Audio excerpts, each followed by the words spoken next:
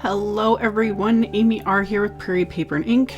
Super late with my card for last week's color throwdown challenge, as well as late with using these stamps and wafer dies because I've had them sitting here for a very long time, but I finally pulled them out and made a super fun card. So I'm using Fawn's Let's Toast stamp set, along with a few images from other sets that I have that worked with, you know, the toaster sitting there. I pulled out the cinnamon bun image and this little cupcake image from the bun in the oven stamp set. And then I pulled out this oldie but goodie favorite. This is one of my absolute favorites. And I think this was my very first Fawn set. This is the Love You a Latte set. I used two of the little cups, the spoon, and the little steam image from that set. So I've got them all in my stamp platform and I'm stamping them onto Neenah Classic Crest Solar White 80-pound cardstock with Simon Says Stamps Intense Black ink. Gonna stamp these a couple times so I get a nice crisp image. And then off camera, I stamped the little toast or like little bread slice a couple more times and the little steam another time and a little cinnamon bun again so that I have multiples. And then my coloring, I kept fairly simple. Toaster, I did standard silver. Since I was doing this color throwdown challenge, the colors were gray, purple, craft, and blue. So the gray is the toaster. And then I'm going to pull in the other colors into the rest of these images. So one thing I like about the color throwdown challenge is it just takes the guesswork out of it for me sometimes. You know, I've already got my colors picked out, so then I just build around that. You know, or sometimes I already have the images picked out. So then it just depends. I get asked that a lot, like what the process is. It depends on what I'm creating. But with the color combo, like with the color throwdown challenge, I start with the colors and then I just build around like what'll work with it, etc. So I colored in the toaster and then I started with the cinnamon buns and I was like, ooh, I like this combo, this E37, E35, and E34. So I'm going to use that same combo on the bread, but I'm going to pull in E31 and use more of the lighter colors because I don't want them to be as toasted yet. Personally, I prefer my toast just shy of burnt. It needs to actually be toasted. But for these, I didn't want it to be super dark because I want to add some peanut butter and some jelly. And I was like, if I color this too dark, it's going to be more difficult to add those other colors. So I kept them lighter. I just added more of the darker, you know, around the edges and then kept it really light in the center with that E31. So once I had that, this is where I go in and I start adding peanut butter to one slice and jelly to the other. And it's grape jelly because one, it's the color combo, and two, I don't know, I have a thing for grape jelly. And yet I'm not even joking, I don't think I've ever actually had peanut butter and grape jelly together on anything. As weird as that sounds. Usually if I'm going to go peanut butter and jelly, it's strawberry. It's like strawberry jam. Anyway. I'm just getting sidetracked by food here.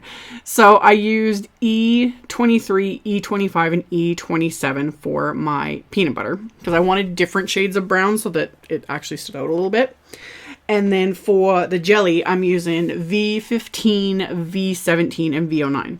So this time I actually kind of started with my lightest and then I kind of built it up and added little bits of darker area just so it didn't look so boring and kind of made it look like, you know, it's been slathered on with a knife. So I just kind of went around, added kind of squiggly little lines in that with the darker markers, blended it a little bit until I was happy with it. And I'm going to use those exact same purples for this coffee cup, just using more of the darker colors to kind of make the cup pop a little bit more. So I'm going to use that. And then the knife and the spoon, I use the same grays as the toaster, so I didn't bother like adding that to the filming. And the inside, like the coffee inside the cups, I use the same, like I use the E23, 25, 27 as well. Again, just keeping it simple. And same with the top of that little like muffin / cupcake. I just use those brown E25, E23, 25, and 27. So I did those. And then for the blue in the combo, I use B39, B37, and B34 on this other little like teacup. Once I had all my coloring done, I took my white Jelly Roll pen, the Jelly Roll 10. This is definitely, I think, my absolute favorite white gel pen. But again, I use mine consistently. If you have trouble with gel pens, a lot of times it's because they sit for too long. And when they sit for too long, they start to really dry out inside, like right in the tip. You can try and like rework it on your hand, like warm it up a bit, scribble it on scratch paper, etc. But my best advice with, especially with the white gel pen anyway, is to use it consistently. If you use it consistently, I have never yet, this has not clogged on me. I have used it, I can't even remember how long ago I got this, but I don't, use tons. I just add little highlights here and there, but this has lasted me for quite a long time and I've never had a problem with it. Like, it just flows, but it does get used nearly every single day. So that's a random advice. So I went along and added just little highlights here and there to all of the images, added like highlights to the peanut butter and jelly just cuz, and then added a few dots here and there with the gel pen for texture. And then once I was happy with everything, I'm going to use the coordinating dies for all of these images, and I'm going to die cut them, get everything taped into place with washi tape, run it through my die cut machine, and then I'll run it through a couple more times to get, the bread slices and the extra images that I had stamped and colored all cut out. So once I've got everything cut out, I'm now going to start creating like the actual like pull tab mechanism for my card front. So I have a piece of white cardstock that I had die cut with just a stitched rectangle die, and then a piece of craft cardstock that I die cut with that same rectangle die. And I'm going to stamp one of the sentiments from the Let's Toast set along the bottom of it. I just pulled out the Ground Espresso Archival ink, one of the new ones that matches with all the distress colors, which makes me happy. So I just stamped that along the bottom of that craft piece. And then to actually build this into the pull tab, there's this separate die set, and it's the Let's Toast pull tab add-on. So it has all the dies you need, and honestly, it is the easiest thing to make. I'm not even kidding. I watched Lawn Fun's video once and didn't even finish watching it before like jumping into making this card. It's the easiest thing. I'm kind of shaking my head at myself why I put off doing interactive cards, and yet every time I make one, I absolutely love it. It's so fun. I don't know. I'm weird that way. So I've die cut all the pieces I need, and I will like kind of go through it. So I'm not super speeding up this process like I do with all my like the coloring, etc. So first off, what I want to do is mark the center of this white rectangle, because this is going to be, the center of my scene. So I used my T-square ruler, roughly found the center with the ruler, and then I'm just going to draw a line vertically straight down this rectangle just using a pencil. This kind of helps. You don't need to add like pencil lines, but it does help, especially the first time you do this. It really helps to kind of visualize where everything is going to line up. So you do that, and then you take this funny little tabbed kind of die here, and you just hold it until it presses right up against the edge. And I've got it centered there on that pencil line. I'm just going to tape it in place with my washi tape. And then I'm going to run this through my die cut machine. And this is going to cut out the little like circle notch with the stitch line. So then that part is done. So once I've got that die cut, I now need to figure out where I'm going to cut the little slot through that white rectangle for the mechanism to go through. So you kind of got to figure out where you're going to be putting the little toaster in this scene. So I lined up my kind of background, and after I did this, I could have just adhered that like craft cardstock into place, just been done with it. But this was my literal first attempt. So I figured out where my toaster is going to go.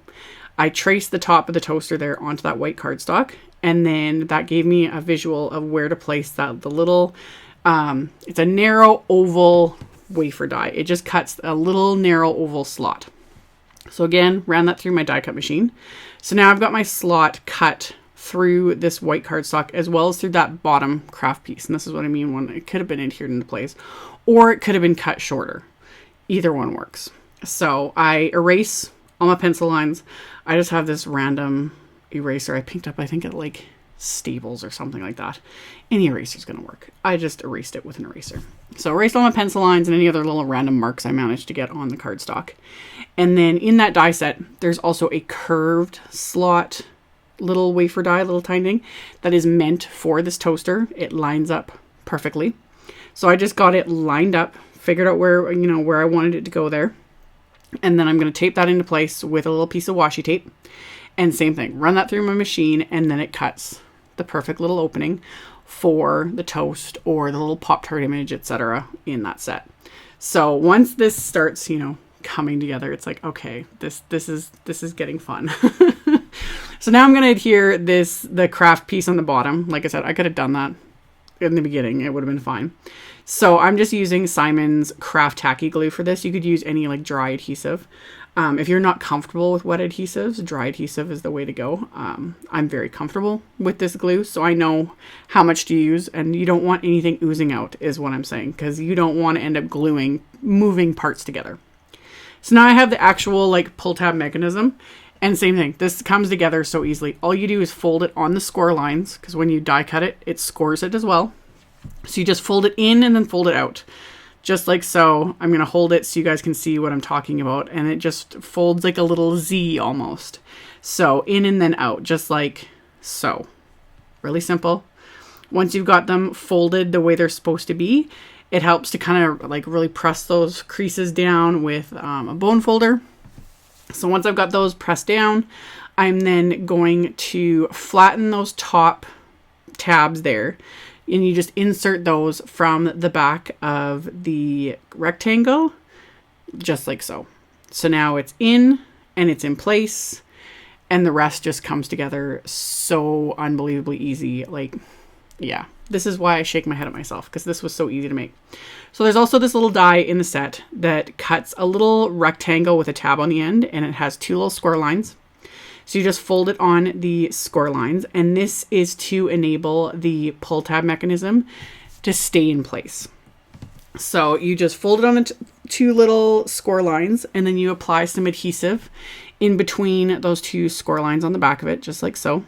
Again, if you want to use like a dry adhesive, score tape works really well for this. I'm kind of glad I used liquid adhesive because it gave me a couple seconds of wiggle room to make sure this is lined up. Because you basically want this lined up so that the pull tab mechanism stays straight, like stays vertical. So it's not going, side to side, because you want this to go exactly up and down. So once I got it lined up, then you just apply a tiny little bit of adhesive onto just that shorter little tab. And again, definitely want to make sure you're not applying too much. You don't want glue oozing out. You do not want to glue this, to that pull tab or anything like that. You want things to be moving along.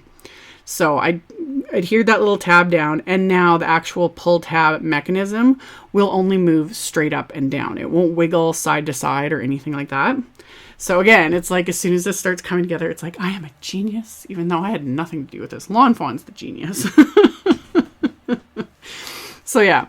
Everything was sized, obviously, for this stamp set, for this image. You could, do some fiddling if you're using other images, etc. I personally love when it's all thought out for me and everything's coordinating and all that stuff. So I applied adhesive to those 2 outer tabs of the mechanism, and then I pressed the plain piece of bread to that adhesive. So now the bread is attached to that and moves up and down. So then to actually finish off the actual pull tab mechanism, you want to get the toaster into place. So either cut down some foam tape or these little 3D foam squares are perfect. You just need foam adhesive on just the edges of this toaster. You want to leave the whole center area clear because the piece of bread needs to move up and down. So then once I just got those little 3D foam squares into place, I am going to wiggle the top piece of bread into that open slot in the toaster. Once I have everything in place, then I can just press this down, and the toaster is going to cover up that die cut slot in the middle of this rectangle and conceal it. So now all you will see is the bread piece moving up and down, which is the magic of this whole card, which is just fun. So in that pull tab add-on wafer die, there's this little round, like oval piece with a little triangle cut out of it. And that's meant to adhere to the top of the pull tab, and you adhere it the opposite way I'm showing, because then the arrow points straight up, so then you know to pull it. But I decided I wanted to stamp on the other side of it the pull here message to make it very clear what you're supposed to do. So I stamped that, and then you just trim off the excess piece of this pull tab strip here. You just want it flush to whatever, you're creating. And once I've got that cut, I can now fold over this little blue oval. And again, the die also scores right down the middle, so it's super easy. Just fold it over. And then you just adhere that to the end of your pull tab. So like I said, if you'd adhered it with the arrow in the front, then the arrow would point upwards, and then you'd know to pull it. I just wanted to stamp on the other side just to make things a little easier. And that pull here stamp is from the push here stamp set. And I'll have links to everything, as always. So once I got that Again, very light amounts of adhesive, so it's not oozing out. I'm going to adhere that into place, and then I start playing with this, of course, because it's just fun. It's like, oh, this is the cutest little thing ever. So yeah, once this is now done, I can start actually assembling this into a card. So I used more foam tape on the back of this, because it also gives that extra little bit of leeway, so this moves up and down, you know, easily, and it's not squishing that mechanism on the back. But I also made sure that none of the foam tape, it's not, you know, pressed up against the mechanism. It gives it its room so that nothing's going to get caught or anything like that. So I just put some foam tape on the back of here, put a little bit on the bottom there, and then I can peel off the backing. And I'm just going to adhere this to a blue rectangle that I die cut with a larger stitched rectangle wafer die.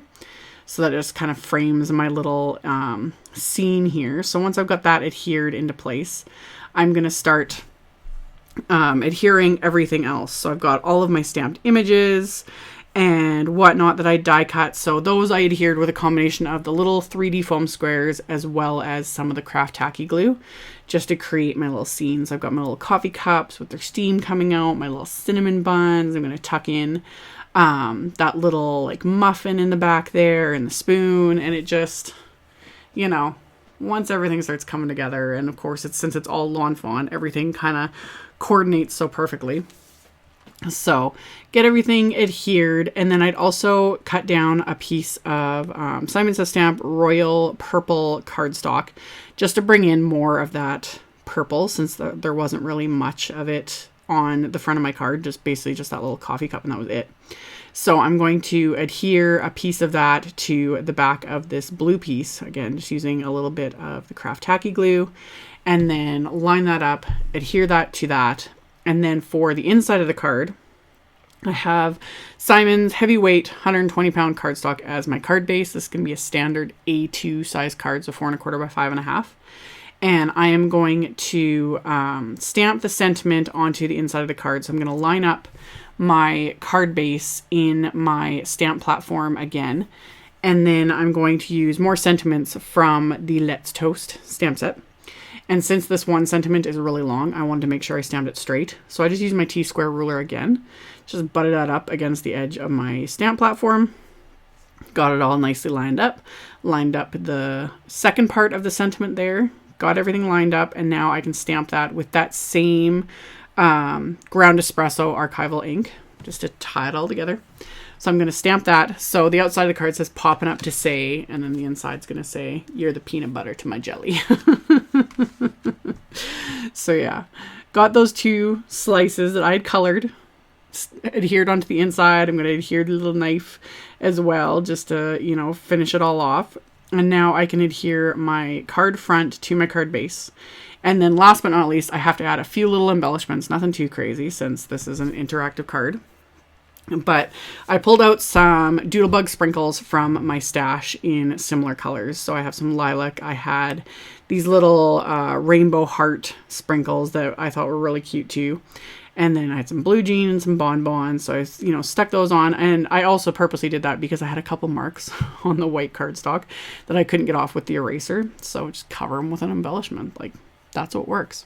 So yeah, got everything covered, everything adhered, everything done, and that finished off this card. And I'm not kidding, like the easiest interactive card I think I've ever done, and yet it just looks like it would be so much more trouble. I don't know, I think it's just the coolest little thing ever. So as always, I'll have a link below the video to my blog post. I'll have a supply list with links to all the supplies I used. I'll have a link to the color challenge, the color throwdown challenge, if you guys want to check it out, because there's a new one every Wednesday. So thank you all so much for watching, for subscribing, for thumbs upping, for commenting. I really appreciate it. And I will see you all very soon in the next video. Bye.